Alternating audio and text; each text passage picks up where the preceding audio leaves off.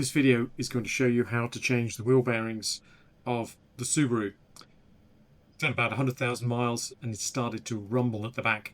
I replaced the diff oil. When I first looked at the videos to do this, I didn't realize I was getting myself into a problem. Couldn't quite pin it down, and it gets louder and louder and louder, fall apart.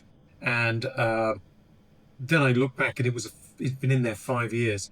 Whereas on this and most of the other videos have been in 10 years. The video I found, the guy had a Subaru shirt on, and he's the only one I found with the tapping method. I've looked for him again, I can't find it because I want to give him credit where credit is due. I didn't come up with this. I had to work out which equipment to use, and I've listed that all in the comment below. Okay, I think we'll get to it. This is the driver side rear wheel bearing of a 2014 Subaru Crosstrek. I've done some work on it. I've taken, the tire off, the rotor off. I've taken the wheel studs off. I just knocked those out. The thing is absolutely lock solid, absolutely lock solid. So I have to do two things. One is get the wheel bearing out from the housing, and that's where this shaft comes through. And then I have to get the wheel bearing out of the back plate. This is what the bearing actually looks like. I'll turn it round a bit. The round bit goes through the back plate.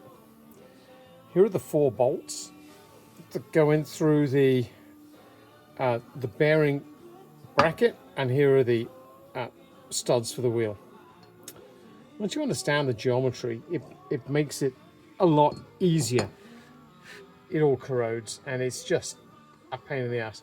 There are a lot of YouTube videos that do this, and they have a lot of heavy metal, air hammers, and it's all like, this is the worst job in the world. Well, I've worked it out. I've done the other side. I've worked out how to do it, and it's pretty straightforward. I said it's probably a bit out of sequence, but this is what we're doing. This is an M14 1.5 cap bolt. It's a hex bolt. I'll put the link, the Amazon link in. And this is a 13mm ball bearing. So what we're going to do is want to tap out this bearing holder, the bolt holder, so this fits in. And you'll see the bearing, the ball bearing, appear on the other side.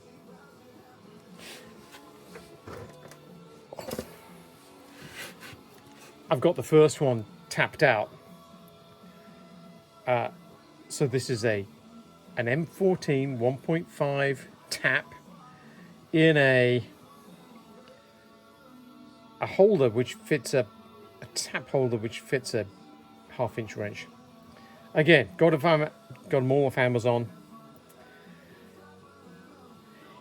I don't know, it takes a minute, maybe 2 minutes with my old friend Tap Magic to tap it out, and then you can put this in, and I've got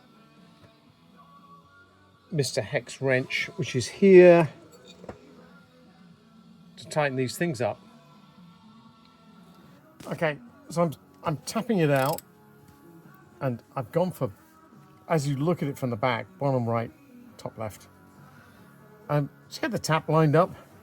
It's only got to go in, I don't know, less than an inch. It's pretty straightforward. You're going to mess around a bit. Got to get some Tap Magic. Here's a better shot. This is these two are the bearing holes for the bolts. They go through into the bearing, and what I've got here is one of those cap screws, and that holds the ball bearing in. So, and you can see here where the 2 cap screws are put in place so that we can use a bolt from the bearing side to drive against them. Here's the bearing side. You can't quite see it. There are plenty of videos about this. and I'll send you the original video that I followed. I'm just adding a bit more detail. There are 5 wheel studs, and here you just hit it with a lump hammer and it'll come out. And then behind it, which you can just about see, it's just here. And it's a sealed bracket, but if you turn the thing that you used to whine, and then you turn the bearing, and it's like the bearing is shot to bits. It's on 107,000 miles. It's like shot to bits, and it's a sealed unit. So I'm going to discut this out so I can get to the 2 bearings. I've put the ball bearings in, and hopefully this will just free up. I'll keep you updated, but it's actually not that difficult. And the good news is you don't have to, with this method, you don't have to take out the parking brake. Yeah, but here you can see a little bit like cutting this thing out. If I stopped actually cutting videos and just concentrated on getting the job done. Well, this is the final piece. So I've got the 2 backing bolts in with a ball bearing, and I tapped the bracket holes, so the holes that hold the bolts, that hold the bearing in place, and it started to move. See that? So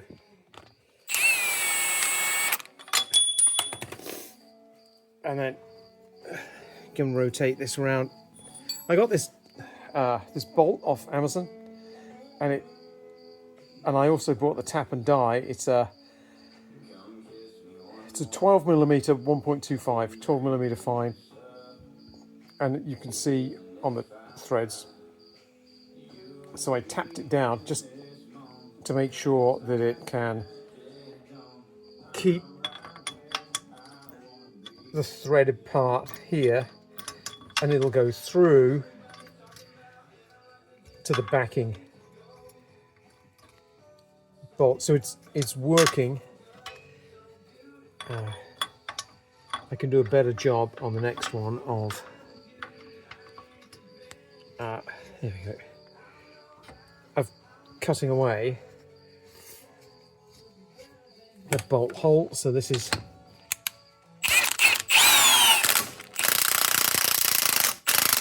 there we go.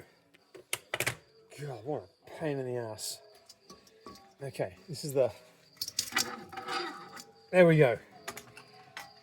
That's the bearing out. What an absolute pain in the ass. And I've got the new bearings, and this bearing will, this is the bearing that's corroded. Well, it works. You can see the ball bearings in there and here, and that's held in with I tapped it, put a cap screw. So I'll put a link to the guy who came up with it, and crikey, what a pain in the ass. But here's the good news. I once drove up to the Arctic. It's so far north that satellite radio stopped working, and I got as far as I could, and I turned round. Compass didn't really work very well. I turned round, and that was my journey back, about 12,000 kilometers on that journey.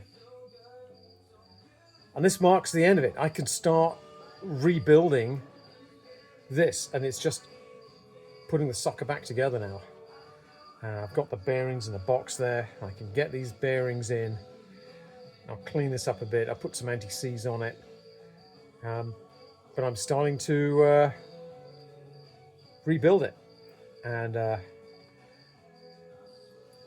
this really works. This method really works. So, okay, that's it. I'm just plugging away. It's late at night, but it worked. And there we go. Try this. It's going to work. Okay, just as we get ready to apply a bit of heat to this, you can see the outline of the bearing. The 4 holes that go through the backing plate. The only thing that comes through the backing plate is this bit. So that's what you can see. and I get my mate Rose to do this. So I'm going to put a bit of heat on. I'll probably show you a bit of it.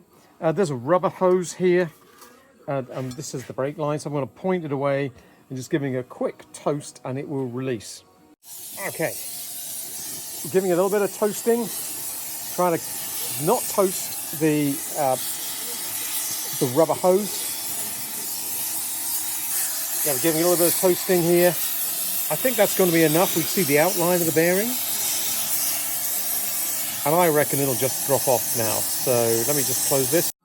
Okay, a couple of taps and it fell through the backing plate.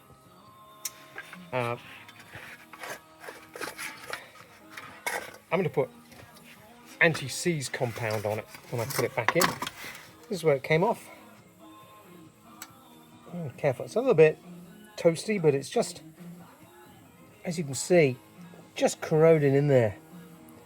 Like, whoever designed this, I mean, it could be so beautiful, so elegant, you could change the whole thing in no time at all.